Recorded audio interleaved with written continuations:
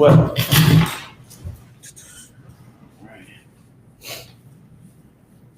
All right, so a few things we're going to get into tonight. All right, we're going to get into self-discipline. Okay, we're going to get into discipline, self-control, and of course, to be the best brother or best sister, right? You cannot be a good brother or a good sister without discipline. All right, without self-control, without having the ability to think about someone else besides your own self. All right, so let's go to the book of Proverbs. We're gonna go there right fast. I'm gonna go to Proverbs, the 16th chapter. All right, Proverbs 16. If anybody have any questions online, type it in. Okay, if you have any questions on anything, or type it up in there, and Lord willing, I can get to it tonight. All right, let's go to Proverbs 16. All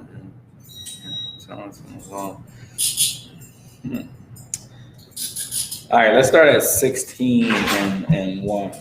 Okay, whoever have it, go ahead and read that, please. This is the book of Proverbs, 16, verse 1. The preparations of the heart in man, and the answer of the tongue is from the Lord. All right, meaning everything comes from the Lord, right? Preparation, being prepared of the heart in a man, and answer in the tongue, knowing what to say, knowing how to answer, is from the Most High God, meaning His Spirit is the spirit of wisdom, okay, the spirit of understanding, the knowledge of the Lord. All right, go ahead, read on, iBot. Okay. Verse 2. All the ways of a man are clean in his own eyes, but the Lord weigheth the spirit. All right, so now you're saying all the ways of a man are clean in his own eyes, meaning to this man or this woman, everything they do is right. Okay, you cannot tell them anything because they are living great and they live in a perfect and a righteous life. Sounds like every Christian that I met. Okay, every single one, you can't tell them anything because they didn't master everything. All right, it's like somebody that's a mechanic. You can't tell a mechanic anything about cars if you don't know anything about cars. You understand me? That's his profession. That's what he do. Well, sinners, that's their profession, right? That's how they survive, by hustling, by lying, by scheming. So therefore, you can't tell them anything because that's all they know is sin. Okay, that's their job. That's how they live. That's how they eat. They rob, they cheat, they steal, they do whatever the hell they want to do. Okay, let's read on. Verse 3. Commit thy works unto the Lord, and thy thoughts shall be established. Okay, here you go, right? Commit thy works unto the Most High God, meaning the work that you do, okay, is obeying Him. Okay, and if you obey Him, and thy thoughts shall be established, meaning you want to hear your own thoughts, but you won't listen to your own thoughts, right? You'll hear them all day 24/7. But the thoughts that you will listen to is the ones that's telling you to do the right thing. Okay? Read that again from the top, right, Bob? Okay. Commit thy works unto the Lord, and thy thoughts shall be established. Okay, meaning you're going to be wise. Okay? You ain't going to be double-minded. You ain't going to be unstable. That's most people in the world, almost all people in the world. Do we want to keep cut the heat down just a little bit? You're tired, right? Like you'll be established, okay, in your mind. Everything you do, you won't be unstable. You won't know, hey, if I'm going to go there, well, I'm going to go there. Well, I'm going to go over there, or I'm going to this place or that place. You'll be stable-minded. Okay, that comes with obedience unto God, okay, and the Lord being with your thoughts. Now, how will you know the Most High is with your thoughts? When you don't listen to your own thoughts, okay? Now you're more listening to the Spirit of God than the carnal flesh of the mind. Okay, go ahead, read on, Ibad. Verse 4. Mm-hmm. The Lord hath made all things for himself. Mm-hmm. Yea, even the wicked for the day of evil. Now, the Most High has made all things for himself. Yea, even the wicked for the day of evil. Meaning, you see sinners out here and it seems like everything is okay. Seem like they live in a great, excellent life, right? There's a way that seemeth right unto a man, but the end thereof are the ways of death. What you don't know is what they are really going through in their lives, right? When you see them, they smile. You understand me? It's almost like going to work, right? Nobody's there looking mean all day unless you're a goddamn asshole. I'm saying everybody that speak to you or say something to you, you're just ignorant as hell, right? Like you wouldn't know what is going on in somebody's life. What the Lord saying here, the wicked is going to have their day. Everybody that's out there, celebrating Martin Luther King Day yesterday, right? That's out there smoking weed and getting high. It seemed okay for right now because you don't have discipline, okay? And you don't have self-control. To serve the Most High God, you need discipline, okay? You're going to need to tell yourself no, all right? You're going to need self-control to want to do something, but don't do it, right? You want to celebrate this birthday, but you don't do it because you know it ain't the right thing to do. That's having self-control. That's having discipline, knowing that you want to knock Jake out, okay, because he's pissing you off all day 24/7, but you don't do it, okay? That's self-control. That's self-discipline, okay? Let's read on. Oh God. Verse 5. Mm-hmm. Everyone that is proud in heart is an abomination to the Lord. Now, who is everyone that's proud? Somebody you can't tell nothing to. Your grandmother. Hey, I've been doing this for 50-something plus years. I've been on this earth longer than you. You understand me? She's proud. Okay, you can't tell a sinner nothing, but they have their day. Okay, now you can live your life and be disciplined. Okay, and suffer. When I say suffer, I mean that your flesh suffer. Okay, and God can be with you, even though you're suffering, even though you're doing things that you don't want to do, right? But God will be with you because He see your sacrifice. Okay, or on the other side, you can go ahead and live your life and not suffer, right? Live your life after your flesh and what you want to eat and where you want to go, what you want to do, and God cannot be, then He won't be with you. Okay, so it's like the Lord said in Deuteronomy, choose this day either death or life. Okay, life is discipline.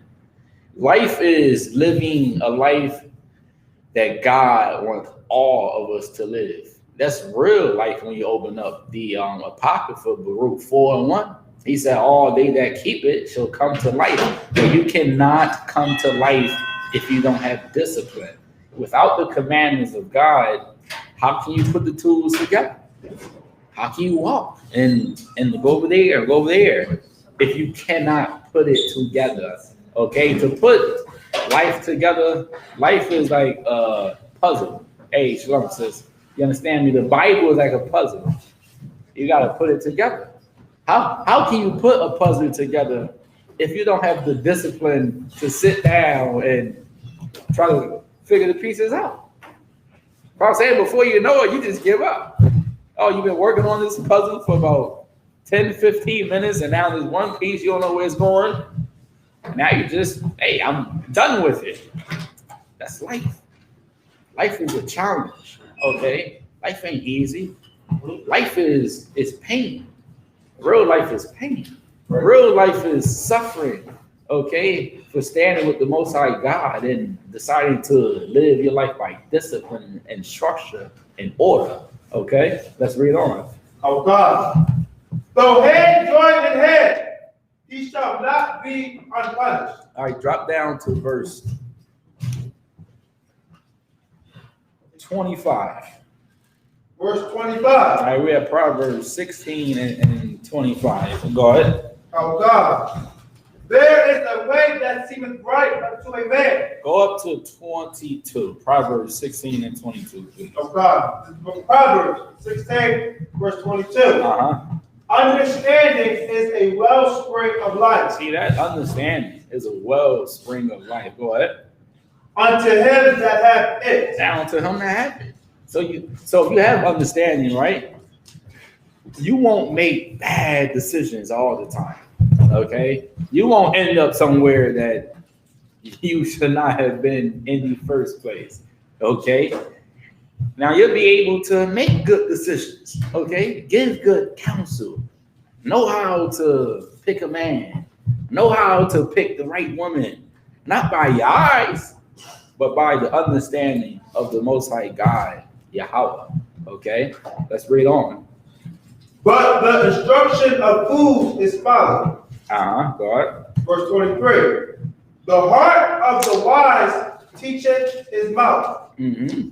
and addeth learning to his lips. Man, he watch what he say. Okay, he be what? Swift to what?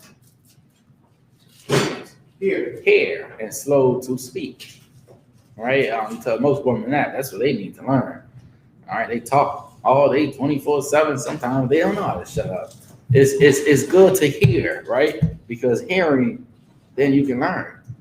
How can you learn if you going back and forth and talking all day and 24/7? That's like going to slavery, right? You have a manager trying to train you on this, and you ain't listening to him, right? He's trying to give you the correct instructions, okay, so you can do the job right. But if you don't listen, how can you do it right? You understand me? Let's read on. And add learning to his lips. And now you're going to want to learn more and more and more and more. All right? Now he's what? A fanatic. Okay? Enough is not enough. Almost like a drug addict. Right? He wants more, more, more, and more of it. Listen, that's the knowledge of the Most High God. Okay? It's sweet, but it can be bitter also. Okay? It can be as sweet where it's like you want more, you want more, you want more of it. Then it's like the more you get, right, the more the Lord give you, the more you want to see. Okay, and now you see reality for reality. Now you see our people suffering, okay, for all the sins that we have committed against the Most High God. Okay, let's read on. Verse 24. Pleasant words are as an honeycomb, sweet to the soul, and health to the bone. There you go. That's also how you be a good brother and good sister. Pleasant words. Okay, don't be ignorant, right? Learn how to use your words wisely. Okay, you don't gotta offend somebody all the time. Now you can be arguing with your wife or you're arguing with your husband, right? And still not say the thing that you know is going to hurt them really, really bad, right? Then it's like after you said that thing, like, hey, I wish I never said that. Well, it got there. It's too late now. Now you want to take it back. Where it's like, now you can't take it back. It's already in the air. It's already there, right? It'd be wise for you to not say that thing. Not saying that thing that you know that is going to crush that person. That's self-discipline, man. Okay? That's having control over your body and having control over your mouth. All right, shalom, mouth. And without self-control and without self-discipline, you forget about it. Whatever comes to your mind, you're going to say it. Oh, you fat piece of, oh, nigga, I can't stand you. And before you know it, you saying whatever comes to your mind. And how will you know if it's Satan or not? You know it's Satan because of what? How will you know that it's Satan if you hearing all these thoughts that want to hurt a brother or hurt a sister? How will you know that's Satan in your mind and not the Most High God? Please. There's evil thoughts. Okay, it's evil thoughts, yes, but it's a little more. All right? Please. Are you supposed to love your brother? Here you go. Give him a hand. Exactly. Right, because it comes down to supposed to love one another. Right. The Lord said, pleasant words are sweet. If Somebody having a bad day, and when that person come around you and he's so pissed off or she's so pissed off, right? And it's almost like that demon is jumping on you, right? Then if that can work, then maybe being pleasant can work also. So I'm saying, if that person feeling so negative and having a terrible day, and now if anybody says something to that brother, she's pissed off or he's mad, right? And now that brother is mad or that sister is mad, right? Imagine, right? Just imagine if you can use the discipline that and use pleasant words to gain a brother or to gain a sister. Then before you know, that demon then left the brother. That demon then left the sister. Why? Because of your brotherhood and your sisterhood. Let's read on. So the Lord said, pleasant words are sweet. Read that again. Okay. Pleasant words are as in honeycomb, sweet to the soul, and health to the bone. God. This is book of Proverbs 16 verse 25. There is a way that seemeth right unto a man, but the end thereof are the ways of death. Now, there's some things that seem right unto men and women, right? Loving everybody seems right. John 3:16 seems right. Dr. Martin Luther King dream seems right. But the end thereof are the ways of death. Being mad at somebody, it seems okay to say that thing that is going to crush their spirit, right? Then before you know it, you got a black man killing another black man. Words are powerful, man. Life is in the tongue, okay? Death and life is in the tongue. All right, the Lord said the tongue is a little member, but can kindle a great fire. Right. Then if death is in the tongue and you can say something and have somebody wanting to shoot you, right? Or you can be driving and somebody cut in front of you, right? They cut in, nigga, F you, nigga, F that and F that, right? Then if that person can shoot you because of that and kill you, imagine, right, if you can use your words right. Meaning somebody pulled to on the side like, hey, what the hell are you driving like that for? Why not take low for the brother's sake? Knowing that God is with you, right? And if that brother or sister do anything to you, God may kill them. Okay? Why not think about the brother or think about the sister? Okay? By using your words, like, hey, what the hell are you doing? Hey, my bad, brother. I didn't mean that. Apologize. No sweat. Because I know if you go ahead and try it, boy, oh boy, there is a God in heaven that is watching over me. Okay? And there's angels around. So for your sake, I'm going to take low for you, black man and black woman, because I want you to be alive and to not die. Because I know the man we work for, he created life and he created death. Okay? And I don't want death to come upon you. Let's read on. Oh God. Therefore are the ways of death. Verse 26. He that laboreth for himself, for his mouth craveth it of him. Verse 27. And ungodly man diggeth up evil. Drop down to verse 30. Oh God. No, I'm sorry, 29. Oh God. Verse 29. A violent man enticeth his neighbor. Now, how can a violent man entice his neighbor? A violent man. Read the next line. And leadeth him into the way that is not good. All right, think about it. What is entice? What's entice? Go ahead, Barzal. It's like a run game. Right, seduce. So basically, good, like drug. There you go. Exactly, perfect point, right? Entice means to seduce, right? Now read that again from the top. Okay.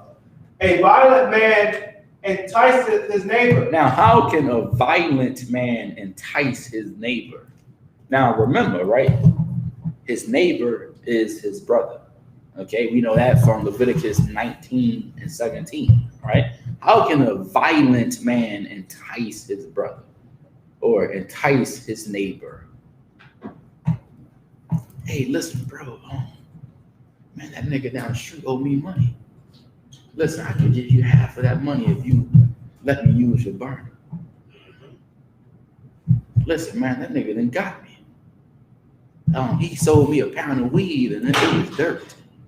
Listen, man, I can give you half of that, man. I know he got $5,000 in his home right now. And we can take that money and we can split it. A violent man will entice his neighbor. Okay, meaning he will get in your ear. Okay, whether it's a man or a woman. Okay, and entice you to do the evil that you know you should not do. But because it seems so good, right? And the money is in the house and you could use the money, right? Because you got bills you got to pay. You got kids that need to be fed, right? Because he's so seductive. Now the voice is in your mind and now you do that thing that you should have not done. Now you go rob the bank, right? Hey, the violent man, listen, we can get $200,000 right now. Hey, I know we all saw Set It Off. You understand? And it started with who? Queen Latifah. Okay? A violent man will entice you to do evil. And it's up to you to say no to that evil. And that's when self-control and self-discipline comes in play. Okay? Knowing that you have people in the world that's trying to get you to do evil, that's trying to get you to die, but yet you are stronger than that. And you say no. Okay? Read that again from the top. Okay. A violent man enticeth his neighbor. Meaning a violent man is always trying to get in your mind. Oh, those sisters too. Always trying to get up in your mind. Oh, you better leave that man. Hey, you better leave him alone. Hey, you can find you somebody that's going to take care of you and those 50 kids you got, those 50 baby kids. Yeah, it sounds good, right? Until you actually leave the man, and then for about 10, 20 years, you're single because nobody wants to stay with you. Okay? A violent person is constantly whispering in your ear. Okay? Go ahead, sister. Let the young sister know where you at, please. This is the book of Proverbs, 16, verse 29. All right, we have Proverbs 16 and 29. Read it again from the top, please. A violent man enticeth his neighbor, and leadeth him into the way that is not good. See that? Lead him in a way that is not good. That's hell. Fire. Okay, the wrath of the Most High God, Yahweh. Read on. Verse 30. He shutteth his eyes to devise forward things. Moving his lips, he bringeth evil to pass. Read that again. He shutteth his eyes to devise forward things. Moving his lips, he bringeth evil to pass. See that? It starts with words. Okay, words. And words start with what? Thoughts. Okay? First we have a thought, and then that thought come out of your mouth. Okay? Someone is hearing evil thoughts in their mind to do evil, and then it comes right up out of their mouths. Okay? And they tell it to other people. Okay? Now you tell it to one man, and now you have 100 niggas looting West Philadelphia. You understand me? And it starts by what? A group text, right? Hey, listen, let's go 52nd and Market. Let's hit up Foot Locker. Okay? Let's hit up Five Below. Let's hit up Family Dollar. Then before you know it, you have a what? A whole entire mob. Okay? And now everybody is doing evil now because of that one evil and violent person. Let's read on. Verse 31. The hoary head is a crown of glory if it be found in the way of righteousness. God. Verse 32. He that is slow to anger is better than the mighty. Read that again. He that is slow to anger. Meaning what? He that has what? Please. Discipline. Give him a hand. He that has discipline. Listen, people want to piss you off, okay?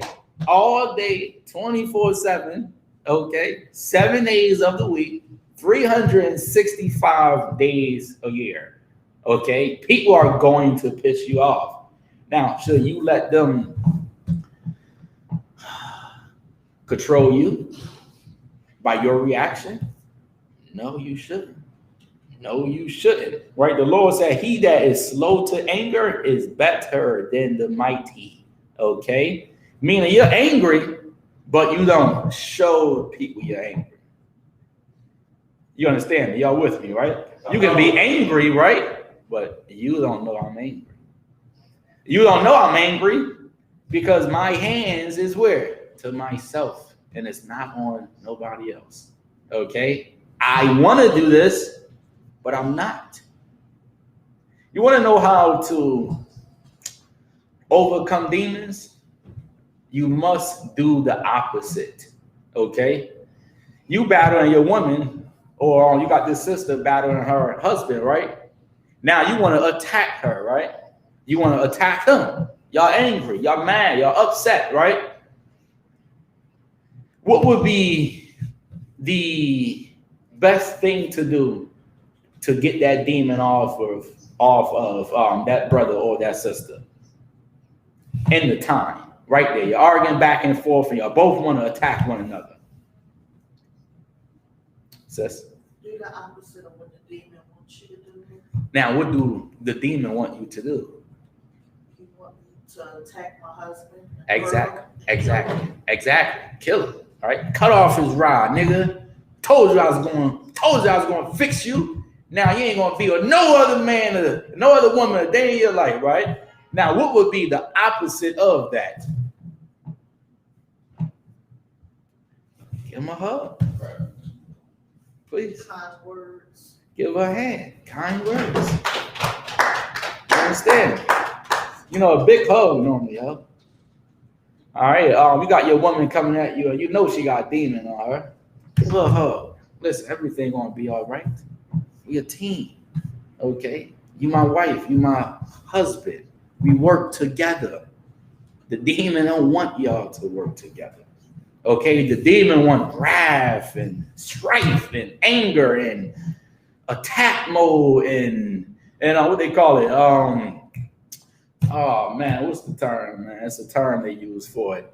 Being on point, being aware, because I don't want nobody to take advantage of me. Now you're aware all the time because you don't want nobody to take advantage of you, right? That's the demon that want you aware all the time. Go ahead, yeah. Being on guard. Oh, that's what I was looking for. Give him a hand. Being on guard. Yes.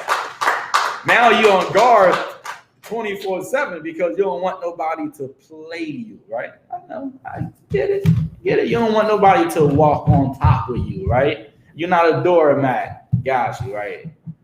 That's a demon that want you on guard, okay? That demon don't want you to love one another. The Lord said, he that is slow to anger is better than the mighty. Read that again from the top, please. Oh God. He that is slow to anger is better than the mighty. Mm-hmm. And he that ruleth his spirit than he that taketh a city. Here you go. Now you can take a city, right? The white man stole cities, right? They even stole America, the United States of America, right? Now the Lord said, and he that ruleth his spirit, then he that taketh a city. How do you rule your spirit? Give me an example of you ruling your spirit. Ibad? Being patient. Okay, that's not an example. Give me an example of somebody ruling their spirit. All right, let me give you one. All right, I'm going to give you one. You drive, all right? You're going about 50, 60 miles, right? Somebody cut right in front of you, right? Almost got into an accident. Most people would do what? Man, what the hell are you doing? Beep, ooh, ooh, beep, beep, beep. I can't stand it. I hate traffic. Right? Now, that's an example of you not ruling your spirit, right? So now, you ruling your spirit would be somebody cut in front of you, you almost got into an accident, and you want to beat it so damn bad. Listen, I done caught myself doing this. Oh, man, I'm mad. And I'm mad that I ain't beat the horn. Like, I'm pissed the hell off that I ain't beat that goddamn horn because he deserved it. And in most cases, I don't know. Listen, I caught myself like this a couple times. I'm not gonna do it. Then I breathe for a second. I say, then I go about my business. All right, go ahead, your diet. I got one. Last time we went out for street talk, so we went out to South Street, and me and Barzal interviewed the devil, and this Edomite woman bumped into me by a bike, did not say, excuse me, and it took everything in me not to go off on this devil. There you go. Her husband, will help save it, is that her husband was behind her and apologized profusely, sir. There you go. I was getting ready to. Right. Now that's how you rule your spirit, right? Meaning your flesh wants to attack, right? You want to be on guard. You want to protect yourself, right? But if you rule your spirit, it's like, I don't do what I want to do. It ain't working like that anymore. Think about all the things you did when you wanted to do your whole entire life. Where have that led you? Under a rock or sleeping under a bridge. Okay? Think about all the jobs you lost because you lost your temper. Good opportunities, man. Right? Jobs you ain't there anymore. Money you didn't miss. Opportunities you missed, man. Because you ain't ruled your spirit, but your flesh was ruling you. Okay? The Lord is saying, he that ruleth his own spirit is better than him that taketh a city. Okay? Let's read on. God. Verse 33. The lot is cast into the lap, but the whole dispossessing thereof is of the Lord. All right, we're going to drop that. Let's go to the book of John, the 18th chapter. If anybody have any questions, let me know, okay? We're going to go to John 18.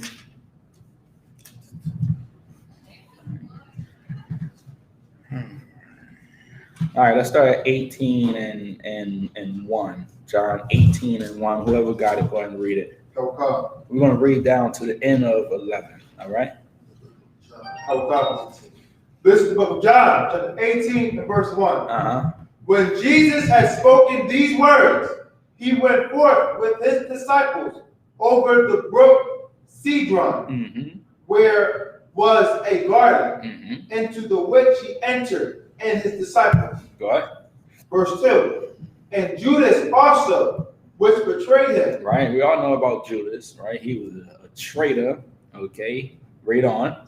Knew the place, for Jesus oft times resorted thither with his disciples. Right, so now what is Judas doing here? He knew the place.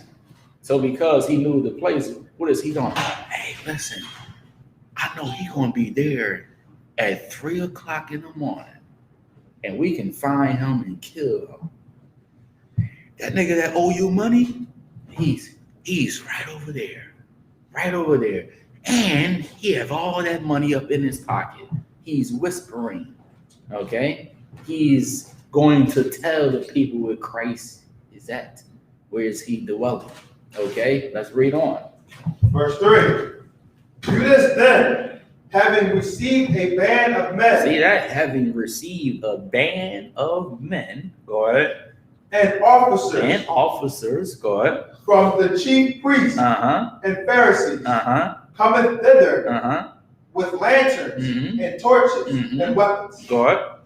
Verse 4. Jesus therefore, knowing all things that should come upon him, went forth and said unto them, Whom seek ye? See that? He said, hey, who are you looking for? Whom seek ye? Right. What's going on? Right? What you need? Who you seeking? Who you looking for? Read on. Verse 5. They answered him, Jesus of Nazareth. Hey, they said we looking for Christ, okay? Yahweh Shai, Mashiach of Nazareth. Go ahead. Jesus said unto them, I am he. Okay. What did Christ just show here? One word. Sis, give her a hand. He showed courage. Okay? Listen, you got some niggas coming up to him trying to kill him. He said, who you looking for? Right? They say, hey, I'm looking for Christ, Yahweh Shai Mashiach. He say, I am he. Now you at work or you at your slavery and somebody say, hey, I thought I saw you downtown, right? Teaching, talking about the white man and all that. They say, hey, was that you out there? Was that you? Was that you out there supporting those brothers? You should say, I am me. Right. That was me out there. Okay? That's courage and not being afraid. Okay? Like the Lord said, perfect love casteth out fear. Okay? If Christ was afraid, he would have lied and say, no, I ain't Christ. He wasn't afraid. Okay? And that's why he told them, I am he. Christ had discipline and self-control. Okay? Now, you don't think his flesh wanted to be like, oh, no, don't say that ain't Christ? Hell yeah, you better believe it, man. Better believe it. Christ ain't want to die. When he was about to die, he said, Lord, is it possible for this cup to pass from me? He ain't want to die, but he had so much discipline and he ruled his spirit. He knew that the time was coming anyway. And also, he was the ultimate brother. Okay? And he knew if he don't die, then how can the rest of his brothers and sisters live? They wouldn't be able to. And that discipline and that self-control and him telling himself no, it took him a very long way. And that's why he is going to rule the nation of Israel. All right? Let's read on. Which betrayed him, stood with them. Now, he was with them, traitor. Christ standing right there, talking mess. All right? Yeah, I told y'all, man, Christ was going to be right here. Standing right with those traitors, okay? Every single one of them. Read on. Verse 6. As soon then as he had said unto them, I am he, they went backward and fell to the ground. Now, so when he said it, they went backward, right? And then they fell to the ground. They all fell. He said, yeah, I'm he. They all went back like they what? Afraid. You understand me? They knew he was Christ, Yahweh Shai Mashiach. They heard about this man, right? You got to think about it. He casting out demons. He, raising the dead. He doing all types of miracles. So when he said, I'm he, they backed up and they fell to the ground. Let's read on. Verse 7. Then asked him them again, whom seek ye? And they said, Jesus of Nazareth. Verse 8. Jesus answered, I have told you that I am he. He said, listen, I'm not lying to you. I told you I'm he. I'm Christ Yahweh Shai. Go ahead. If therefore ye seek me, let these go their way. Meaning, let them go, okay? Take me and do whatever you got to do to me, okay? But my family, go ahead and let them go. All right? Read on. Verse 9. That the same might be fulfilled, which he spake, of them which thou gavest me, have I lost none. Verse 10. Then Simon Peter, having a sword, drew it. Now this Simon right here. Simon got his sword right here, ready for war. Right? So now he drew his sword, just like this. Go ahead. And smote the high priest's servant. Now he said, pow, pow. He smoked him, right? Read on. And cut off his right ear. Now he cut off his right ear. Now, was he right for doing that? Should he have done that? Ibad? Lost. Why not? Please. Because he wasn't ordered to. Okay, yes, he wasn't ordered to, but it's something else you're missing. Why should he have not cut off his hair? Let me give it to you like this, right? Why did he cut off his hair? What made him cut off his hair? I bought? Fear. Okay, no.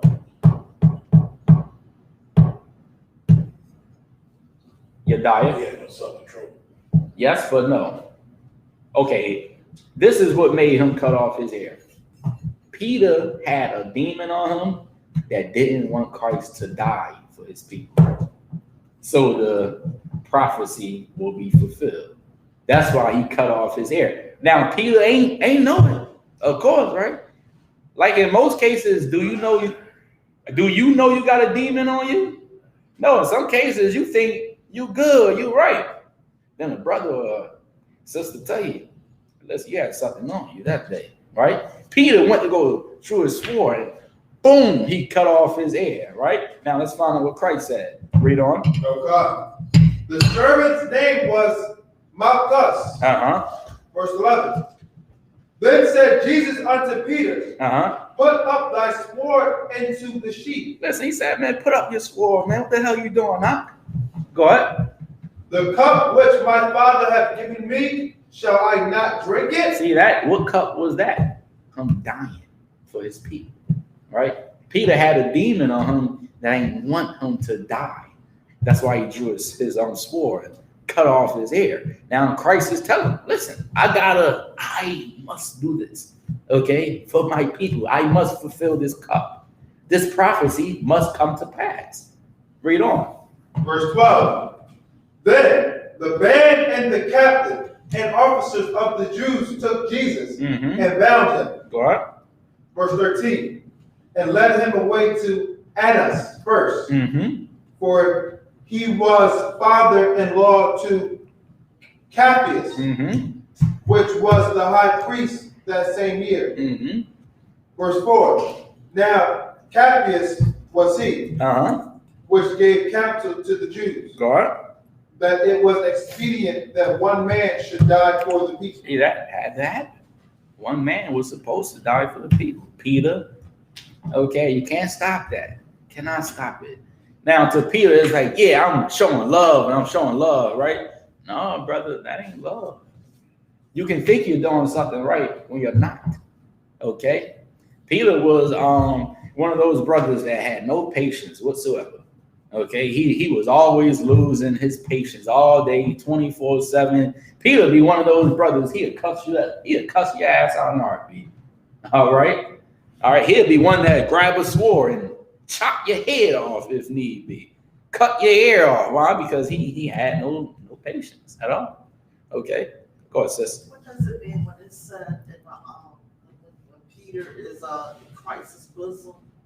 And on Christ's bosom, did it say hair? Somewhere in the New Testament, he was in his bosom. You can find it for me. He was like real close to Christ. Right. Bosom, right, and on that context, right, that would mean bosom was like, right, they were tight, close, right? Like when Moses, when the Lord told Moses, put thy hand on your bosom, right? Meaning that's his boom area right here, chest area. Like they were tight, but even though they were tight, Peter was still fighting his demons. Okay, and that's every brother and every sister. Everybody has their own demons that you are going to need to fight. You're going to need discipline. You're going to need self-control. You're going to need to tell yourself no, even though you want to do it. Even though you may want to do evil, you want to need to overcome that demon, or that demon will overcome you. Okay, and Christ was a brother. He checked the mess out of Peter after that. He said, listen, I got to die for the people. And of course, what happened? The demon left him after that, after he corrected him. Right? So yeah, to answer your own question, they were close. Peter was Christ's man. You find what I'm saying? It was tight, real tight. It was like, hey, this is my right hand right here. This is my man right here. They were really, really tight. All right, let's read on. Okay, verse 15. But And Simon Peter followed Jesus, mm-hmm. and so did another disciple. Uh-huh. That disciple was known unto the high priest, Uh-huh. and went in with Jesus Mm-hmm. into the palace of the high priest. But Verse 16. But Peter stood at the door without. Then went out that other disciple, mm-hmm. which was known unto the high priest, God. and spake unto her that kept the door, God. and brought in Peter. Uh-huh. So now they brought in Peter. God. Verse 17. Then saith the damsel that kept the door unto Peter, Uh-huh. Art not thou also one of this man's disciples? Hey, ain't you one of those brothers I saw down 15th in JFK? Saw you teaching the white man is the devil that the Bible speaks of. Hey, ain't you one of those brothers, Peter? Right, because I saw you, man.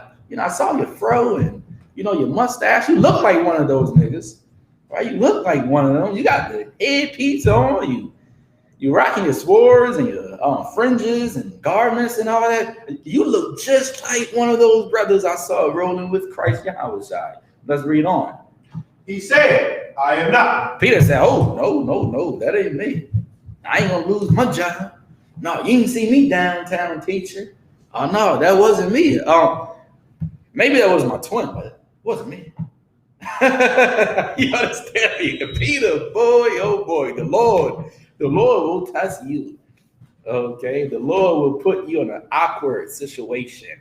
Okay, for you to prove yourself to Him. Okay, do you have courage or are you a coward? Okay, most men and women are cowards. Okay, most of them, unless you in the UPK and you ain't gonna deny Christ. Christ said, "Those that deny me, I will deny you before my Father, which are in heaven." Okay, so now Peter said, "No, that wasn't me. No, you done saw a ghost." Hey, I know that's. Hey, that's the saying they used to say when I was coming up in the world. Oh no, you saw a ghost. Yeah, I saw a ghost. No, it looked just like you, Peter. Look just like you, bro. Let's read on. Verse 18. And the servants and the officers stood there, Mm-hmm. who had made a fire of coals, God. for it was cold, Uh-huh. and they warmed themselves. Uh-huh. And Peter stood with them, See that? Peter stood right with them, brother. Go ahead. and warmed himself. Uh-huh. Verse 19. The high priest then asked Jesus of his disciples and of his doctrine. Mm-hmm. Verse 20. Jesus answered him, I spake openly to the world. Mm-hmm. I ever taught in the synagogue Uh-huh. and in the temple, Uh-huh. whither the Jews always resort. Mm-hmm. And in secret have I said nothing. Okay, man, I'm not, just saying this at home. No, everybody is going to know this. Okay, John 3:16 breakdown. God so loved the world. No, the Lord said, "Let thy light shine." Okay, never feel ashamed for who you are, because Christians don't. They don't feel ashamed about celebrating Christmas and Thanksgiving and all that. No. Matter of fact, they would know that you are a Israelite and still invite you to their birthday party, right? Do you invite them to Hanukkah? Do you invite them to the Passover? Maybe not. Maybe because their God is stronger than your God. Maybe because their belief is stronger than your belief. They invite you places, but you don't invite them places. Courage is everything, okay? And you can only have courage if you obey God. Courage will cast out every single fear, okay, of feeling afraid you're going to lose your wife because of the truth. Feeling afraid you're going to lose your husband or your kids ain't going to love you anymore because of God, because of his doctrine. Christ said, listen, let thy light shine before men. Everybody should know what you believe in and who you are and what you celebrate and what you do not celebrate. Or, you can be a candle hid in the closet, right? You sit home and you don't eat pork, shrimp, crab, and lobster and, live your life like that. You can do that, if you want to. Not I. Read on. Verse 21. Why askest thou me? Ask them which heard me, what I have said unto them. What? Behold, they know what I said. Verse 22. And when he had thus spoken, one of the officers which stood by struck Jesus with the palm of his hand, saying, Answer thou the priest so. Verse 23. Jesus answered him, If I have spoken evil, bear witness of the evil. But if well, why smitest thou me? Now, what didn't Jesus do? If you get this one right, I'd be highly surprised. Please. He didn't get angry. Yes, but no. Now, remember, right? They about to, kill him. What didn't he do? Something most people have done. I'm sorry, you're dying. He didn't fool. Right? He ain't full. You're right, but it's something else I'm looking for. Somebody got a gun to your head, right? Got a gun to your head. What will most people do? Go ahead, young man. So, No. right? You're dying. Please, Please don't shoot me. Please. I got 10 kids at home. I got a wife. I got fathers. Please. I got a job that I just got a new promotion. Please don't kill. Listen, they would have bag. Okay. The Lord said what? It is better to die than to beg. Okay? Than to beg for your life. It's better to take the bullet and live. Okay, and come back in a reincarnation than to sit there and beg. Christ ain't bad for his life. He said, listen, whatever's going to happen, man, just let it happen. Okay, and that's the man that we serve, man. All right, we don't serve a coward. How would we be able to serve Christ if he was a coward? How? How can men walk behind him and follow him and look at him like the King of Kings, man, and Lords of Lords? If he was a coward, he wasn't. Listen, Christ was full of courage. Okay, he was also full of faith and full of discipline and self-control. Let's read on, please. So God. Verse 24. Now Ananias has sent him bound unto Caiaphas, the high priest. Caiaphas, the high priest. So now he's sitting him down to Caiaphas, the high priest. Go ahead. Verse 25. And Simon Peter stood and warmed himself. So now, and Simon Peter stood and warmed himself. Go ahead. They said therefore unto him, Art not thou also one of his disciples? Read that again. They said therefore unto him, Art not thou also one of his disciples? He said, Art not thou one of his disciples? Go ahead.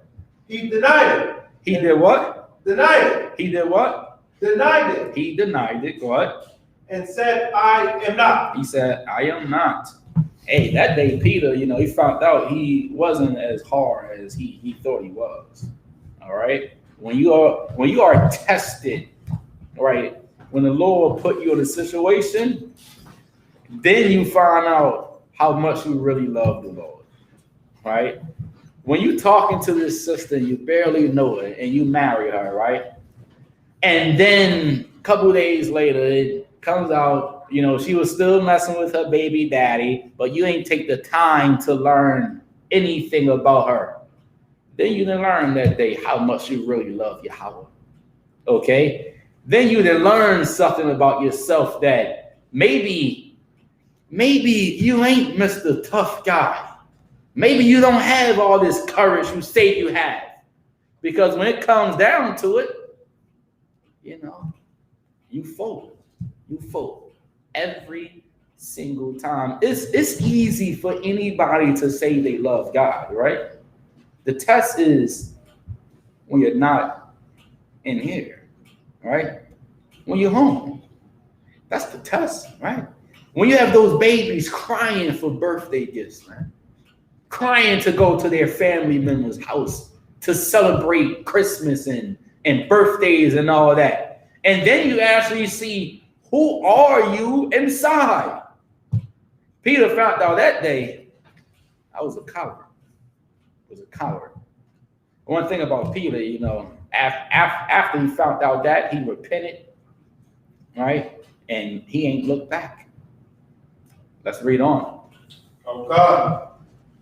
They said, therefore, unto him, are not thou also one of his disciples? Mm-hmm. He denied it. Mm-hmm. He said, I am not. He said, I'm not. That ain't me. Hey, you getting me mixed up with somebody else. Go ahead. Verse 26.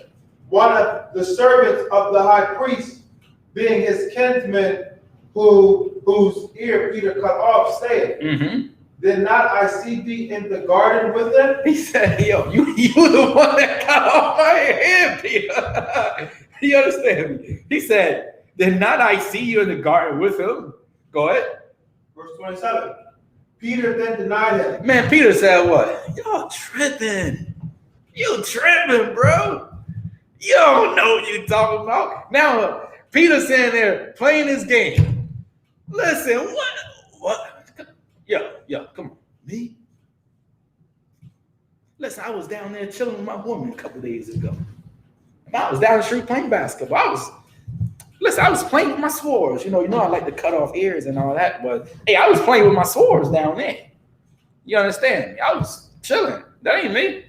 Now Peter, he playing it off, right? Denied Christ again 3 times. Let's read on. And immediately the cock crew. Uh-huh. Verse 28. Then led they Jesus from Caiaphas. Mm-hmm. Unto the hall of judgment. Drop down for time's sake, right? Drop down to verse 34. Verse 34. Jesus answered him, sayest thou this thing of thyself, Mm-hmm. or did others tell it thee of me? You go on. Verse 35. Pilate answered, Am I a Jew? All right, so now they battling. They going back and forth. All right, he said, Am I a Jew? Go ahead. Thine own nation and the chief priests have delivered thee unto me. All right, what's one thing Pilate knew? That he wasn't a Jew. Okay? He said, your people and your nation. Read that again, Bob. So come. Pilate answered, Am I a He Jew? said, Am I a Jew? Right? Am I a Jew? Christ? Go ahead. Thine own nation. See, thy own nation. Okay? The nation of Israel. Thy own nation. Christ's nation is Israel. Read on. And the chief priests have delivered thee unto me. Uh-huh. What hast thou done? Uh-huh. Verse 36. Jesus answered, My kingdom is not of this world. See that? Jesus still ain't begging, right? Still ain't crying.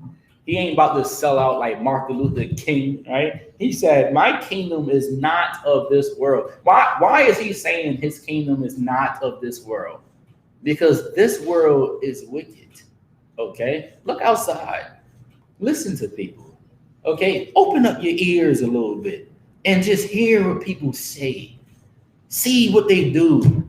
All the weed you smell in the air, okay? Christ's kingdom is not of this world, because in this world and in this kingdom, they allow innocent black babies to die. 450,000 babies a year, black babies. And I'm not talking about the Hispanics, okay? That's just black women, 450,000 babies dying a year. Christ's kingdom ain't of this world. This world is wicked. This world is full of abomination. This world is full of people that have no discipline. And you cannot live righteous if you have no discipline. You cannot tell yourself no if you have no self-control. You will snap. You will lose your anger. You will lose your temper like a big behind child if you cannot tell yourself no. This is the thing, right? To tell yourself no, to have the ability to have self-discipline and self-control, You need the Holy Spirit. Right. Okay? You need to be able to rule over yourself and not do what you want to do all the time. Why don't you start working out? Because the body don't want to work out, right? Jog, run. Before you eat, wait 20 seconds. Practice some type of discipline. Because when it comes down to it, when you really need it, hey, that practice will show. Trying to tell you, it's not like playing basketball. The more you shoot, the more you get better. The more you throw the ball, the more you get better. Practice. Study to show thyself what? Please, approve. You gotta do it. You gotta practice, right? It ain't gonna happen overnight, right? We learned self-control and self-discipline overnight. It took what? Practice. It ain't take a day. It took what? 3 months. And then 6 months. Then a year. And you're still practicing. Right. You're still learning every single day. You learning how to not be controlled by your flesh, but you are learning to control your flesh by your spirit. Then if you can do that, boy, oh boy, then imagine what else you can do. If you can resist your hand from punching somebody in the mouth, right? Or slicing his tires up because you're so mad and you're so angry, right? If you can control your hands, then imagine what you can do. Like any father, right? He will what? Push you to the limit. The Most High God knows that you are the children of Israel, right? Meaning the power is inside of you, right? That's what Israel means. Israel means what? Prince of the power. The power is inside of you. This is the thing, right? What is power if you don't know how to use it? Right. What is a game if you don't know how to play the game? Right. What is it? It's nothing. Okay? And that's when self-discipline comes in place. Because then you learn how to play the game. Meaning this game is your flesh. Now you learn how to play your flesh. Even though your flesh been, playing you for a very, very long time. Time after time after time and after time. Okay? Let's read on. Christ said, my kingdom is not of this world. Okay? Go ahead. Oh God. If my kingdom were of this world, then would my servants fight. See that? We'll all be beating up Esau right now. Hey, Barzal, like he's ready right now. You understand me? We all be knocking out the oppressors every single day, 24/7. No, the Lord said this is a what? Let's go to 2 Corinthians, the 10th chapter. Right? You have right by coming right back there. Let's go to 2 Corinthians 10. Hold on. 2 Corinthians 10 and 3. All right, let's start there. Whoever has it, go ahead and read it.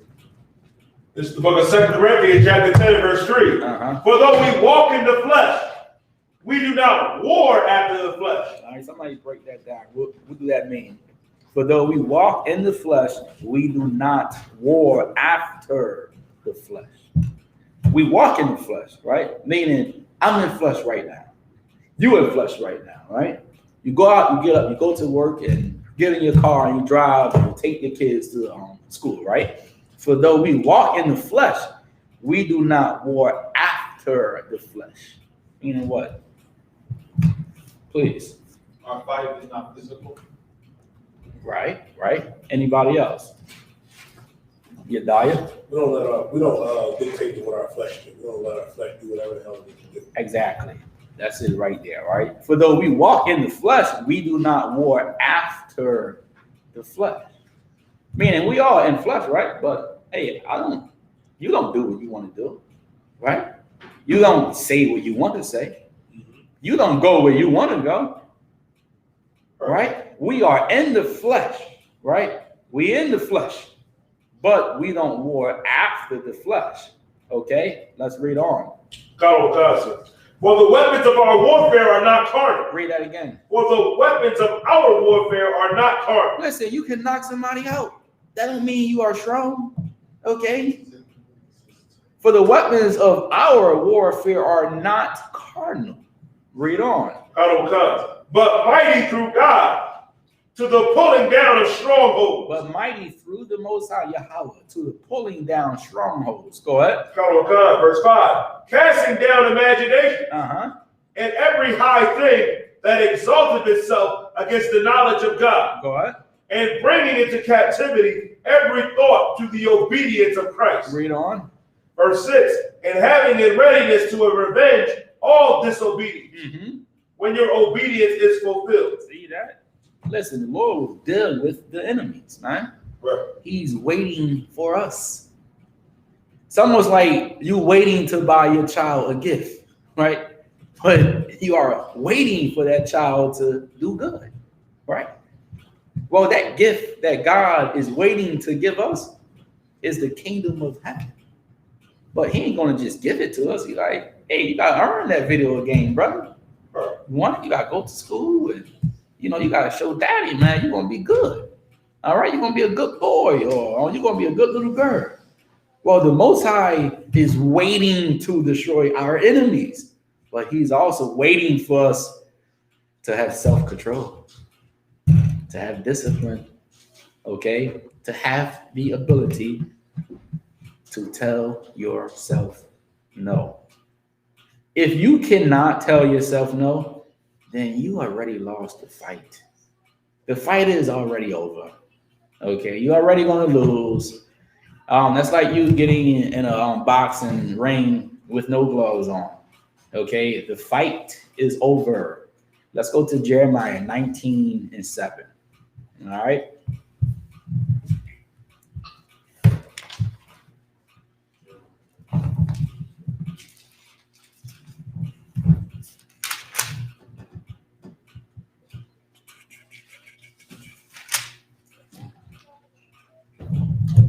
This is the book of Jeremiah, 19 and verse 7. And I will make void the counsel of Judah and Jerusalem. No, I'm sorry. That's not it. Hold on. Bear with me 1 second. Hold on. I'm sorry. Jeremiah 17 and 17th chapter. Right? Okay. Jeremiah 17 and 7. Jeremiah 17 and 7. Oh God. This is the book of Jeremiah, 17, verse 7. Blessed is the man that trusteth in the Lord. Blessed is the man that trusteth in the Most High. Okay. And whose hope the Lord is. Now, how you know this man trusts in God? By him saying he trusts in God? Absolutely not. Okay. You know this man trusts in God because he obeys God. Okay. He don't obey himself. He obeys the word of God. Read on. Oh God. And whose hope the Lord is. And whose hope the Most High is. Meaning his hope is not the oppressor. His hope is in the Lord and the Most High God.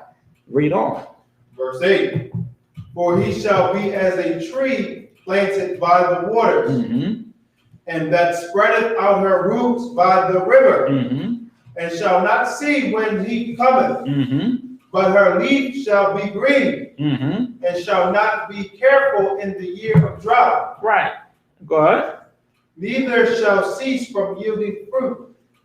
Right. What is the Lord saying? Meaning the man that trusts in me is going to be okay. You understand me? Nothing, no evil is going to come upon you. Nobody going to kill you, right? You're going to go through all some ups and downs and all that.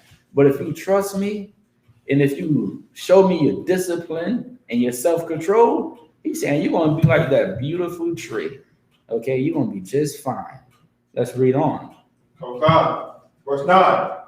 The heart is deceitful above all things. Okay, why is he saying the heart is deceitful above all things?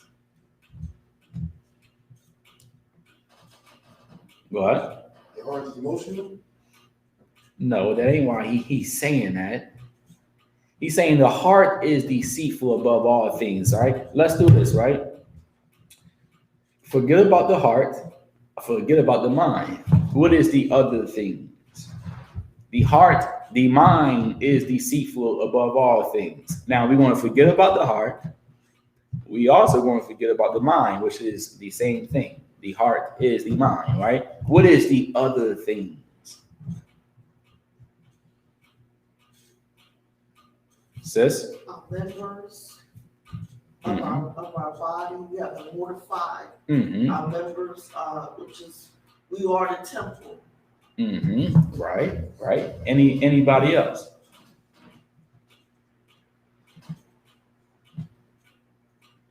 I'm gonna give it to the sister. Give her a hand. All right. Right. The other things is like what you do with your hands, what you do with your feet, what you do with your eyes. Right.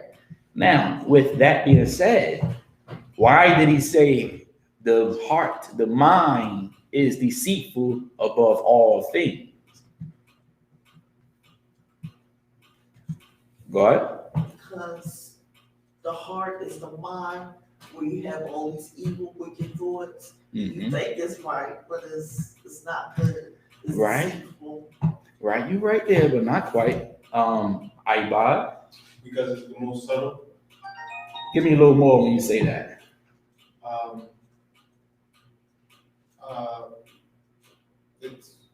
It can trick itself. Right, you're right. Let me give it to you like this, right? Okay. Why do you eat? Please. Because you're hungry. Right, because you're hungry, right? And because you're hungry. Okay. Well, the precept be we said earlier, where so it's the way that seemeth right to a man, the wage of the way of death. Like how eating feels good, like especially when you're hungry. Like sleeping with a whore feels good, but we know that's wrong. It's just the heart is deceitful above all things. Your mind will be Okay.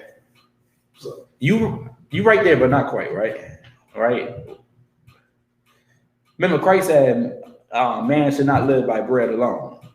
Meaning, technically, I mean, you can live without food. Now, not a year. I mean, you can fast 40 days like Christ. I'm not telling you to do that, right? But why do you eat? Brother in the back. Tell you hungry? Give him a hand. That's why. Your mind is telling you you are hungry. You understand? You're thinking about the cheese steak, right? That's in the mind. Your hands ain't saying that you're hungry. No, it's in here.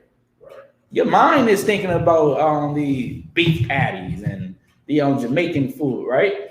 And because your mind is telling you that you are hungry, now what do? Now you take your hands and you go order the food. You're looking at the menu and yummy to my tummy. You understand me? Which why the Lord is saying the heart is deceitful above all things because everything begins in the mind. Everything begins in the mind. When it comes to wanting a woman, why do you talk to a woman? Something trigger you in your mind, and now you want a wife. Why do you want a man if you are a single sister? Something trigger you in your mind, and now you want a husband. Now you want kids. Why do you want a job? Because your mind telling you got to pay bills, right? Which why he's saying the heart is deceitful above all things because everything begins in the mind. And the mind is emotional, okay? And you cannot listen to your mind. If you listen to your mind, then you are open-minded. And we all know who are open-minded, Christians and homosexuals, okay? and they are open to do whatever the hell their mind tells them to do. The Lord said the heart, the mind is deceitful above all things. Your mind will be playing games on you all day 24/7, talking to you, making you afraid, making you feel so discouraged all the time, right? When it's like it's just devices inside of you to make you feel weak, to make you feel like you can't do it, to make you feel like your back is against the wall. When it's like, in all actuality, you are the children of Israel, meaning you have power that dwelleth inside of you. And if you can take that power and not listen to those devices, but to flip it, and that takes time. Okay, it don't take a day, it don't take 2 days. It takes practice, which is why the Lord gave us this Bible. Without this Bible, there is no hope. You understand me? Without this Bible, you cannot tell your mind no. Okay, you'll say yes to whatever the hell you want to do. All right, the Lord said the heart is deceitful above all things. Okay, let's read on. And desperately wicked. How you know it's wicked? Come on, it's simple. How you know it's wicked? It's only one answer. It's only one answer.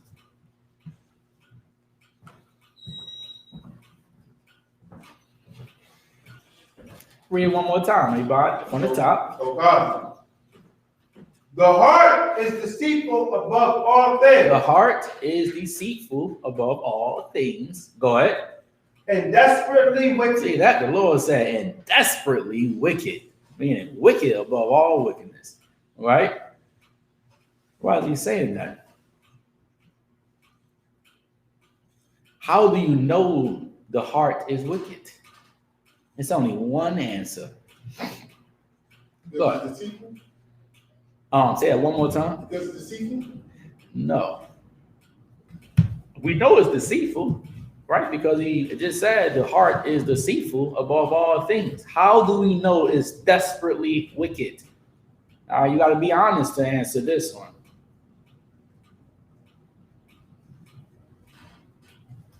I'm going to give it to you. Unless anybody want to take a stab at it. Your diet. Okay, you always think about sin? Give them a hand. That's the obvious thing. Right? That's how you know it's wicked, right? Because you hear what? Wicked thoughts. Okay, you hear them. They talk to you. They whisper to you. They talk to you in your ear. Okay, all day, 24/7. It's desperately wicked. Hey, I haven't met anybody that don't hear wickedness in their minds. If I told you I don't hear wickedness in my mind, I'd be lying to you. You understand me? Everybody is hearing wickedness in their mind. Something that is trying to get them to do evil, trying to get them to break the commandments of God, which is why the Lord said the mind is desperately wicked. This is also how you know the mind is wicked and will play a game on you if you ain't wise, okay? And if you don't follow this Bible. Because the second you do something unlawful, right, something you know you should have not done, right, what normally happens? Barzal? Like instantly regret it. Say it one more time. Instantly regret it. He said instantly you regret it. Why is that, Barzal? If I could, like that, deep leave you once it gets you to do what you think you want to do. Mm-hmm. It's time to go, man. There you go. It played you. Played the shit out of you. Now you're in jail looking dumb. God damn, the demon gave you all that strength, brother. The demon was in you, right? Now when you're in prison, before you know it, the strength is gone, right? Because now you don't have that demon pushing you to do this, pushing you to have sex with that slut. If you're a man, you know what I'm talking about. You had sex with a slut. Second you're done, you think about going to the clinic down Broad Street somewhere, right? Because now that thing left you, okay, and it leaves you almost immediately, Okay, and that's how it plays you. The Lord gave us this Bible so you can have self-control. You can have discipline. So you cannot let that demon play you over and over and over again. God damn, stop being Satan's bitch. Okay? Don't listen to Satan. Let Satan listen to you. Let your flesh listen to you. Like I'm not doing this because I know I don't want my brother to look at me and think it's okay for him to do it. Don't think about yourself. God damn, think about somebody else for once. Okay, and if your brother see you weak or your sister see you falling every goddamn time, then they're gonna think it's okay. What if you show them strength and courage and discipline? And then they will what? Like Paul said, I may provoke them to emulate me. Those according to the flesh, his people, the Israelites. Let's read on. Oh God. Who can know it? Verse 10. Now the Lord said, who can know it? Right? Hey, man, listen, ain't fooling nobody. Right? The Lord said, who can know it? Because he the only one that really knows it. All right? The Lord knows what's going on in your mind all day. You don't think he know it? Listen, the Lord know what you about to do. Preset. Christ knew what Judas was going to do, right? He knew it. Why? Because he was a man that was able to read thoughts, man. You understand me? And discern the spirits on brothers and sisters. The Lord saying, who can know it? It's that wicked. It's that wicked.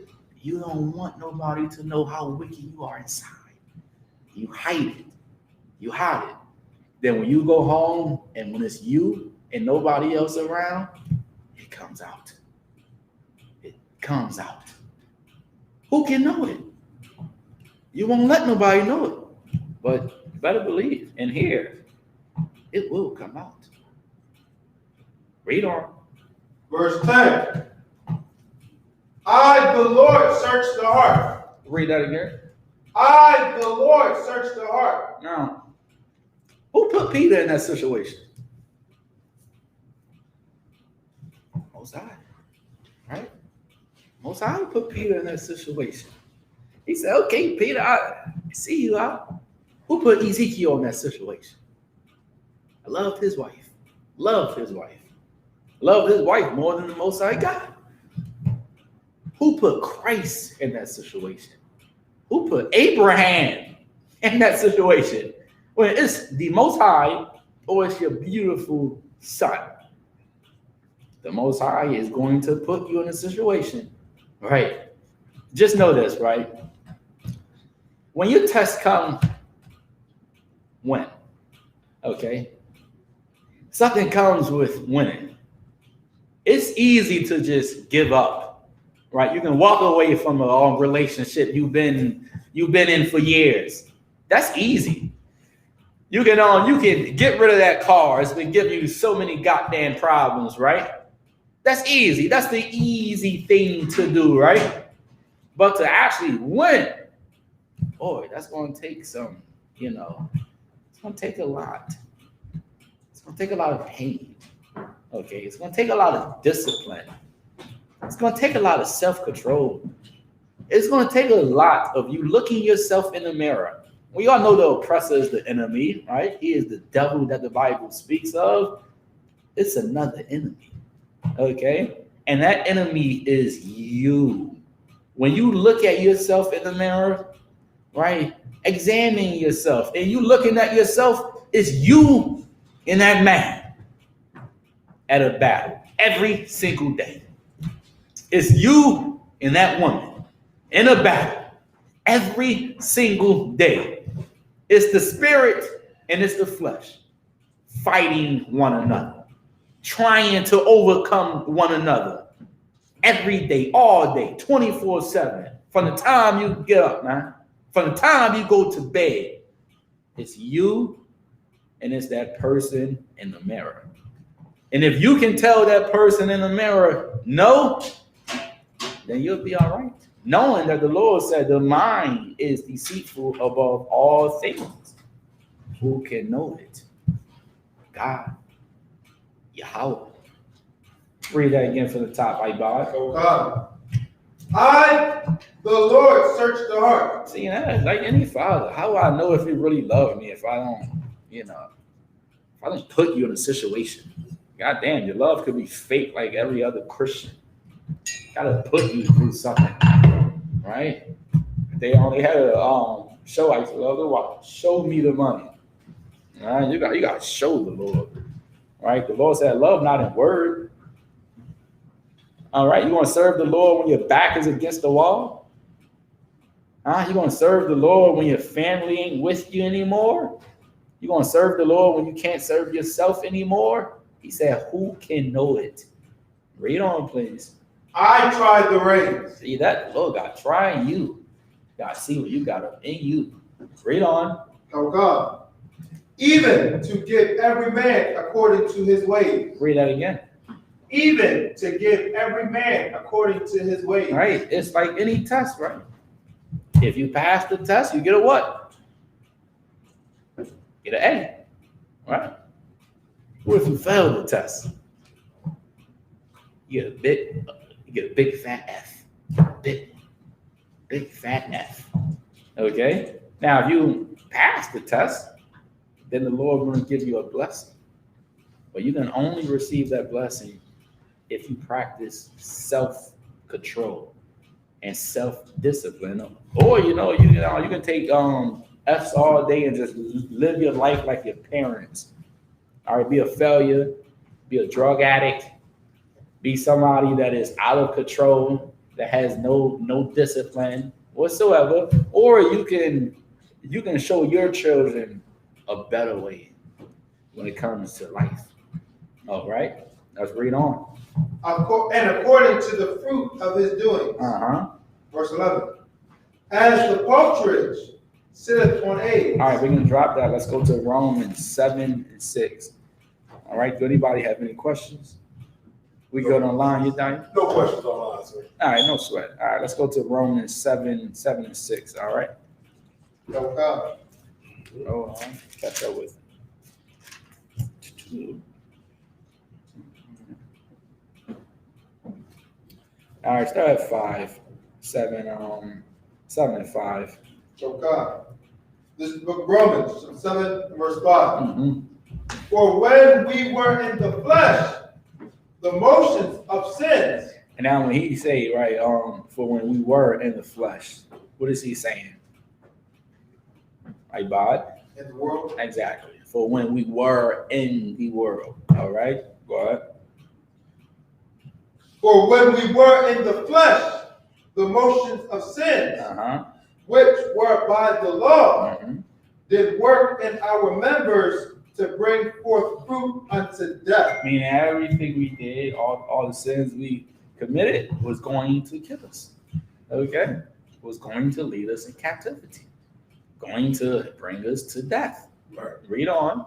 Verse 6. But now we are delivered from the law. But now we are delivered from the law. Okay? Now, do that mean we don't obey the law? We don't keep the law? Right? When we say for now we are delivered by the law, what does that mean? Yediah? It means we're delivered from the punishment of the law. Meaning you're not going to die for sleeping with that other man's wife. You're still not supposed to do it. Exactly, right? Like the police. What do we call the police? The law, right? Is the police for people that ain't breaking the law? No. The police is for men and women that break the law, right? So now you don't have to worry about going to jail, going to prison, because you ain't under the law, meaning you ain't breaking the law. Read on. That being dead wherein we were held, that we should serve in newness of spirit. Read that again. Oh God, that being dead wherein we were held. That being dead wherein we were held. Go ahead. That we should serve in newness of spirit. Now that we shall serve in newness of spirit. All right. What is newness of spirit? What is spirit?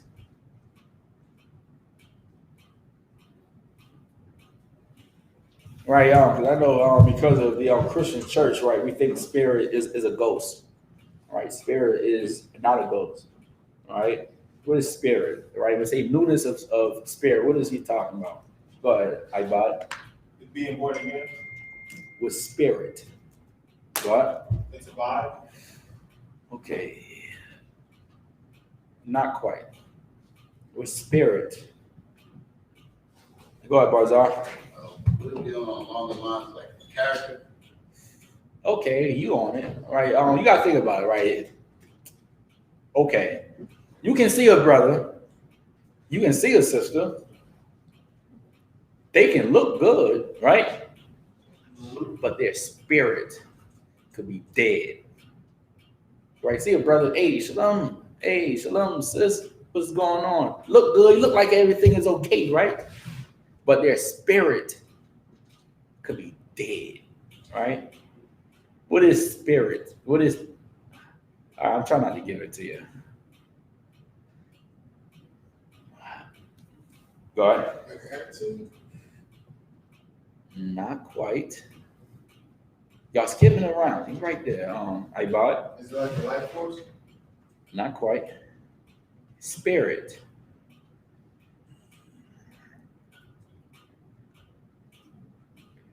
Sis? The thoughts, feelings, emotions. No. Spirit. He said in newness of spirit, right? All right. What is the birthday spirit? You have somebody that celebrate birthdays, right? You know, they say happy birthday, they get one gift. Then you have somebody that's in the birthday spirit. Meaning you got a birthday party, you got balloons everywhere, you doing it big, you got the cake, you got feasts and all that, right? That person that's really doing it is in the spirit, right? Meaning you ain't just celebrating birthdays, you celebrating birthdays. Right. You had one person that go to a football game, Eagles game, right? No, you go there, you sit there, you watch the game, and then you have another one that go to that game and he got the green on. You understand me? Then dyed his hair looking like a goddamn maniac, all right? Crazy, and then lost his goddamn mind. Get the tattoos everywhere. EAGLES, Eagles. Got Eagles everywhere tatted in, right? Now, that brother or sister is in the spirit, right? I almost gave it to you now. Now bring me home. What is the spirit? Newness of spirit. Go ahead. Would it be like putting your all into it? Like you notice the spirit, you're putting your all in the most high.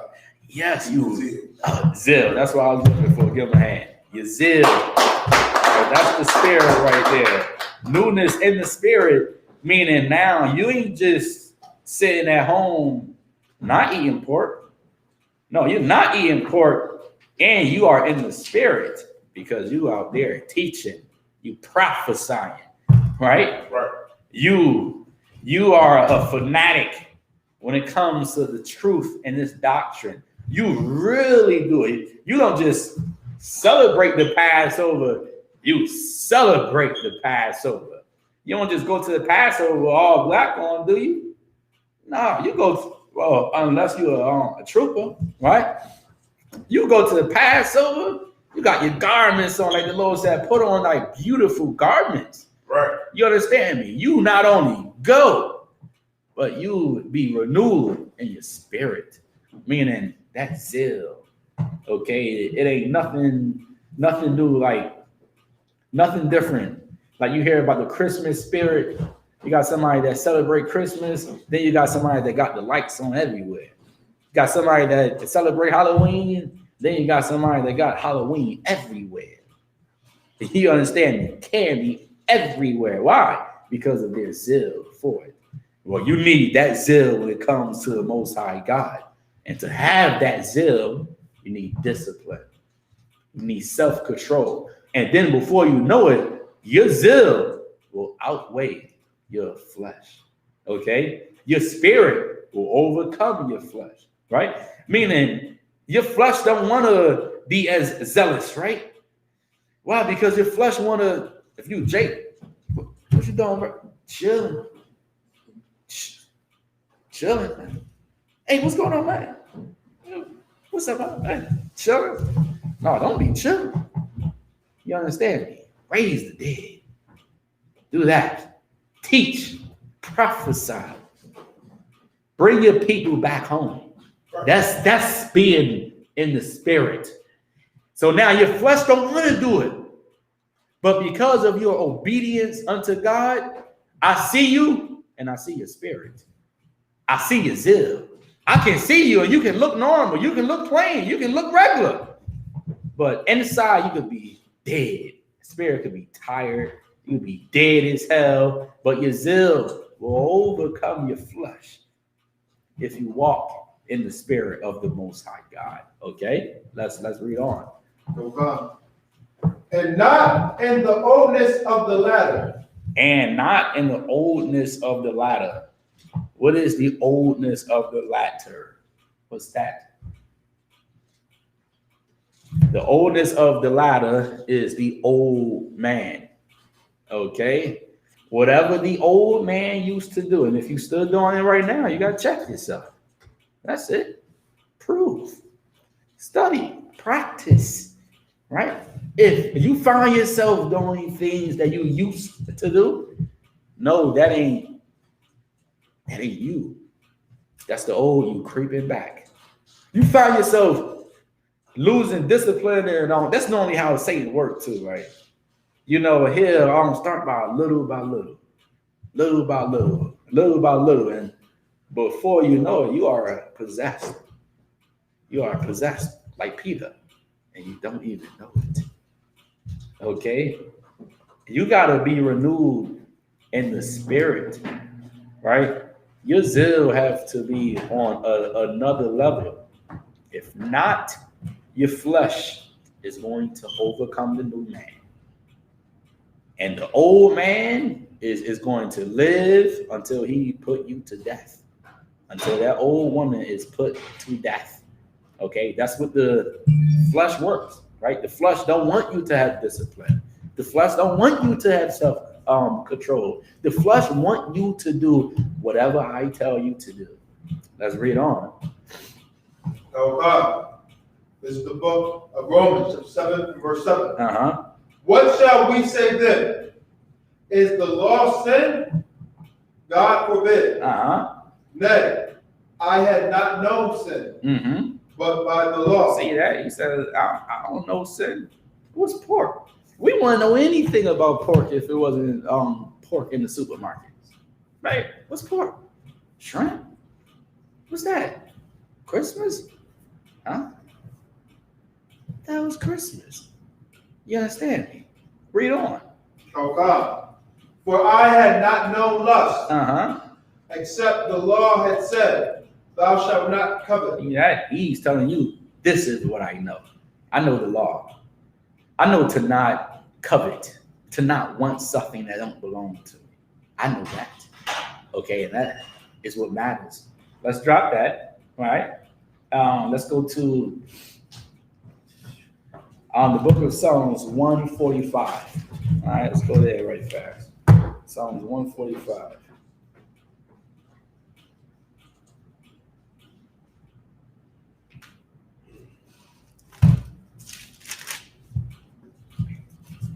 All right. Give me 1 second. One.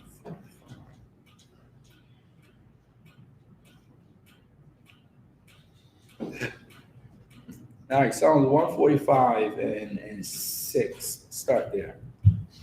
Oh God. This is the book of Psalms, chapter 145 and verse 6. Uh-huh. And men shall speak of the might of thy terrible acts, Uh-huh. and I will declare thy greatness. Uh-huh. Verse 7. They shall abundantly utter the memory of thy great goodness, Uh-huh. and shall sing of thy righteousness. Mm-hmm. Verse 8. The Lord is gracious and full of compassion. Read that again. The Lord is gracious and full of compassion. See that? We all should be dead right now. Hey, but the Lord, man, is full of compassion.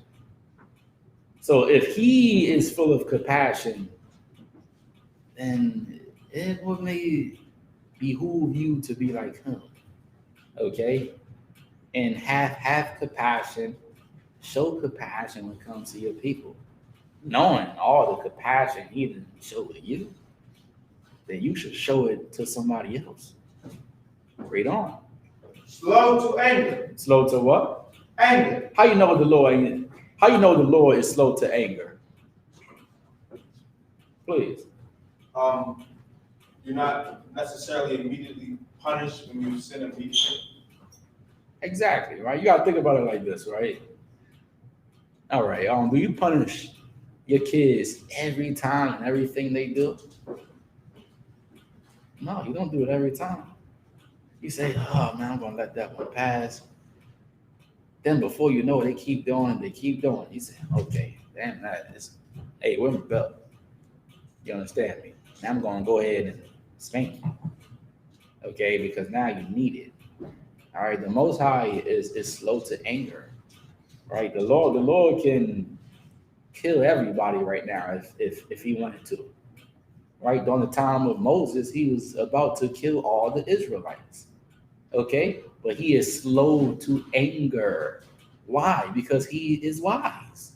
He's wise. It's easy to do with the flesh what to do. The hard thing to do is to not do what the flesh wants. Now you're fighting. You gotta fight. Okay? You gotta fight. It's a battle. Life is about war. We don't just say that for the hell of it. Life is about war. It's a fight every day. It's a battle. Okay? And being slow to anger is a fight. You gotta fight to be slow to anger. Right. You gotta fight to not snap.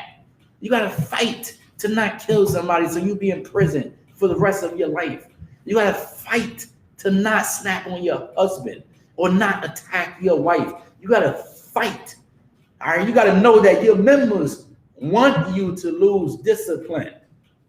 But if you are slow to anger like the Most High God, Yahweh, then you won't lose discipline.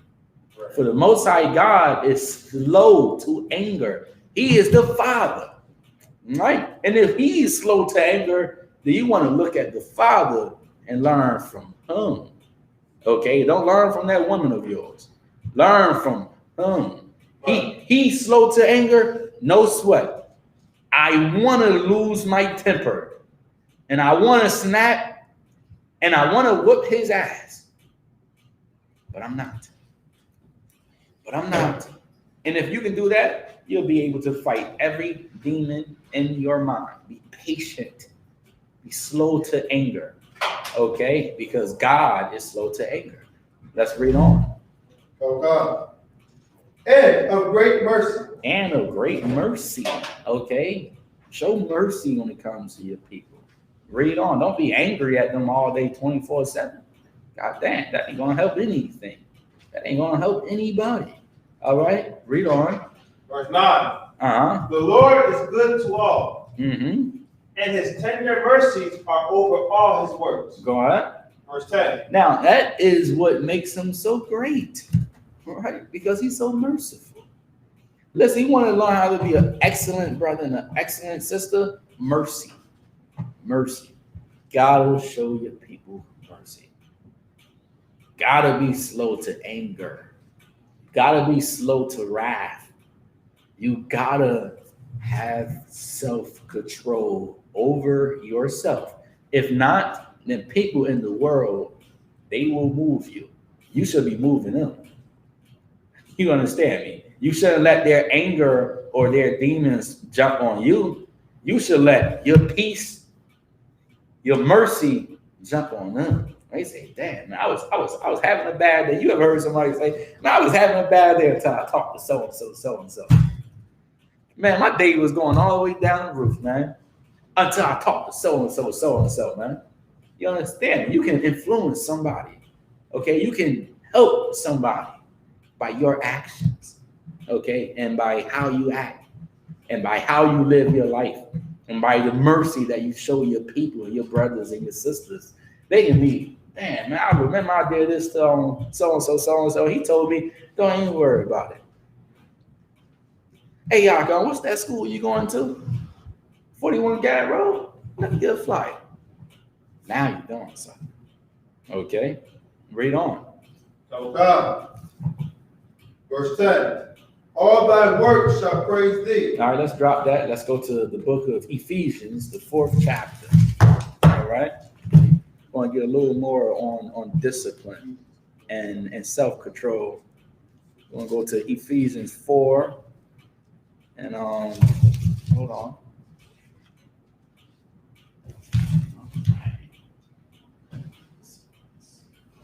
Ephesians 4 and 23. Okay. This is the book of Ephesians, chapter 4, and verse 23. And be renewed in the spirit of your mind. Be renewed in the spirit of your mind. Okay, go ahead. Verse 24. And that ye put on the new man. And that ye put on the what? New man. And that ye put on the new man. Okay, this woman is not afraid anymore. She ain't been molested. She ain't been raped. Okay, this man is not afraid of nothing anymore. Whatever happened in the past is the past, and you leave it right there. Okay, that's how you put on the new man and the new woman. Think about it. How can you walk forward if you keep going backwards? You can't. What happened to Lot's wife? Exactly. She kept looking back, and she turned into a pillar of salt. If you keep looking back, before you know it, you're going to be all the way back. Okay? Read on. Oh God. Which, after God is created in righteousness and true holiness. And righteousness and true separateness. Okay? That's holiness. God. Verse 25. Wherefore, putting away lies. Putting away what? Lies. Why do people lie? Hey, bud. They're scared to tell the truth. Exactly. You're afraid to tell your woman you got another wife. That's why you lie. Right? You are afraid, meaning you are a coward. You lie to people you are afraid of, obviously. You lie because you don't want them to get mad. You don't want them to get angry. You lie to your boss, right? Because you don't want to lose your job, right? The Lord said the new man and the new woman put away lying. Okay, don't be afraid of nothing. Don't be afraid of your supervisor. Okay, your wife. All right, read on. Speak every man truth with his neighbor. Speak every man truth to his neighbor. Correct? For we are members one of another. Meaning we are belong to one another. We are one body. Okay? Read on. Verse 26. Be ye angry and sin not. Read that again. Be ye angry and sin not. So now this is when self-control comes into place. Right? You can be angry. God damn. Nobody said life was going to be great every day. You can be angry. There's not a sin with feeling angry. Okay, you're going to have some bad days. You're going to feel upset, right? Today ain't going to be your day. Tomorrow may be your day. Who knows, right? But the thing is, when you are angry, you cannot use that for a excuse to sin. Right. Please. Is it evil to express anger? Because like you see in the scriptures, Yahweh encourages us to be slow to anger, slow to wrath. Like he is, don't be wrathful, don't be strife, don't have variance. So Gotcha. that could lead to anger, could lead to all of that, right? Exactly. Yeah, if you're angry all the time, that can lead to you being a drug addict. Right? It can lead to you beating somebody up. Now you are in prison for the rest of your life. You're so angry at your woman, right? You go out and you go to the club and you marry a stripper. All right. So anger can lead you to do things that you will regret. Like Barzar said earlier, instantly, immediately, right? Was why the Lord telling us, be angry, but don't sin. That's how you protect yourself. Okay. Now, if you don't want to protect yourself, then go ahead and be angry and sin. Hey, you're gonna hurt yourself, right? You doing drugs or you leaving your spouse is hurting yourself. You're hurting anybody else but yourself. Go ahead, sis. So when you feel angry, is it wrong to express the anger? To express it to who? Like to anyone that's making you upset or mad, that's being unjust towards you? Okay, it depends. Now, it's not a sin to express your anger, right? The Lord said, be angry, but sin not. Like in some cases, you gotta let it out. All right. You gotta let it out. Because if you don't let it out, then something gonna let out and inside of you.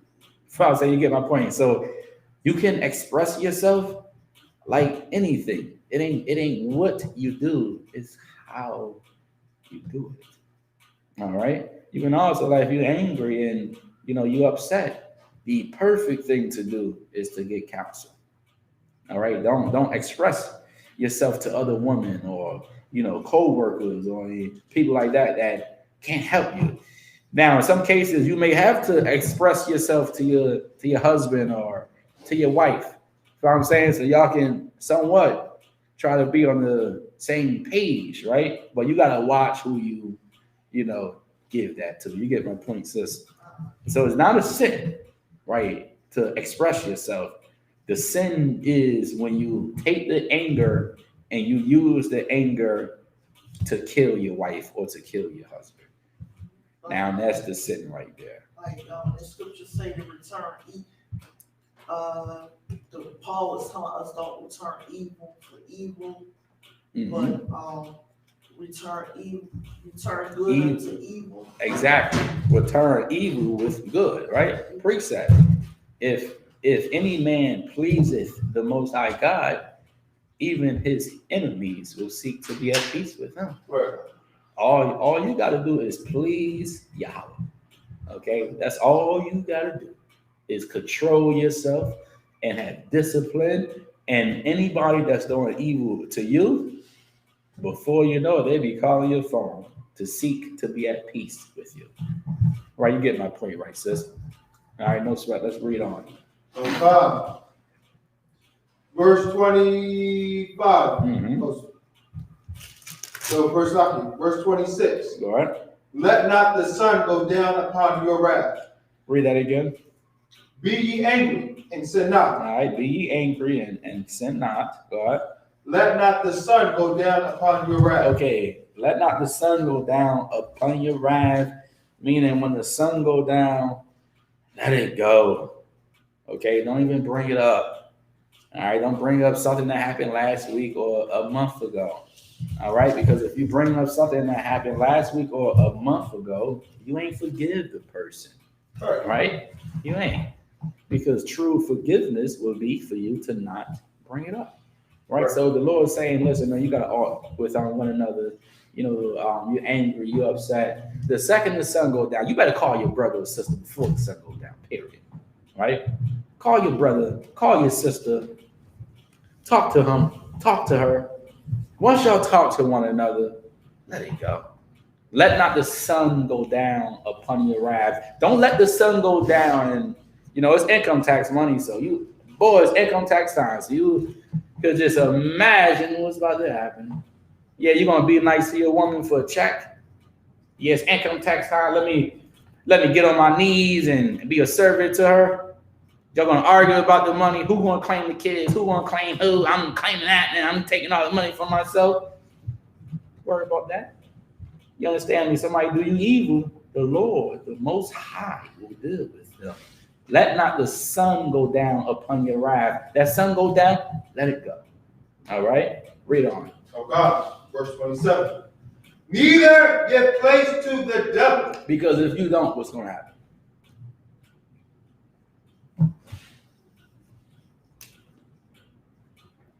Yo, man, you see how that nigga talked to you last night? Man, yo, man, you saw how he looked at you like that? Man, you ain't gonna do nothing about that? Man, you saw how she put you on the spot in front of your other co-workers at work? Damn, trying to embarrass you in front of everybody, shame you. Hey, if you don't let it go, now you're giving place to the devil to play up in your dumb, simple mind. Okay? So when the sun go down, let it go. Have discipline, have self-control, and have order in your life. All right? And with that being said, I'm going to pass the class over to Priest and Officer ISUPK.